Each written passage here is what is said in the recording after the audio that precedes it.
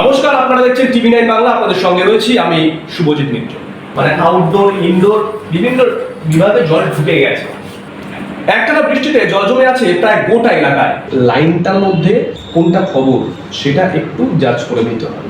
এমনকি বাদ যায়নি সরকারি হাসপাতাল, এমনকি বাদ যায়নি সরকারি হাসপাতাল, এমনকি বাদ যায়নি সরকারি হাসপাতাল, এমনকি বাদ যায়নি সরকারি হাসপাতাল।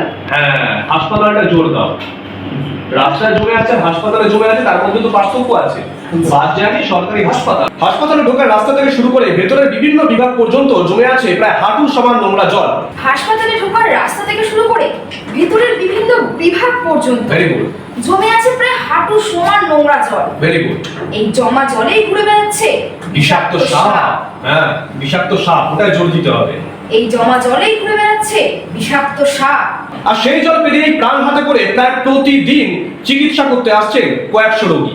আর সেই জল বেরিয়েই প্রায় প্রাণ হাতে করে প্রতিদিন চিকিৎসা করাতে আসছেন কয়েকশো রোগী। আর সেই জল পেরিয়ে প্রাণ হাতে করে প্রতিদিন চিকিৎসা করতে আসছেন কয়েকশো রোগী। আর সেই জল পেরিয়েই প্রাণ হাতে করে প্রতিদিন চিকিৎসা করাতে আসছেন কয়েকশো রোগী। ঘটনাটি ঘটেছে বেলুড় ইএসআই হাসপাতালে।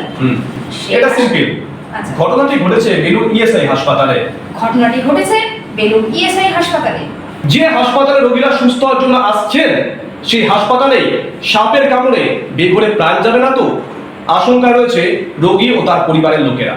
সেই হাসপাতালে যেই হাসপাতালে রোগীর সুস্থ হওয়ার জন্য আসছেন, যেই হাসপাতালে রোগীরা সুস্থ হওয়ার জন্য আসছেন, সেই হাসপাতালে সাপের কামড়ে বেঘরে প্রাণ যাবে না তো?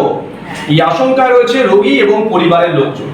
যেই হাসপাতালে রোগীরা সুস্থ হওয়ার জন্য আসছেন, যেই হাসপাতালে রোগীরা সুস্থ হওয়ার জন্য আসছেন, হ্যাঁ, সেই হাসপাতালে সাপের কামড়ে বেঘরে প্রাণ যাবে না তো? হ্যাঁ। এই আশঙ্কায় রয়েছে রোগী এবং পরিবারের লোকেরা।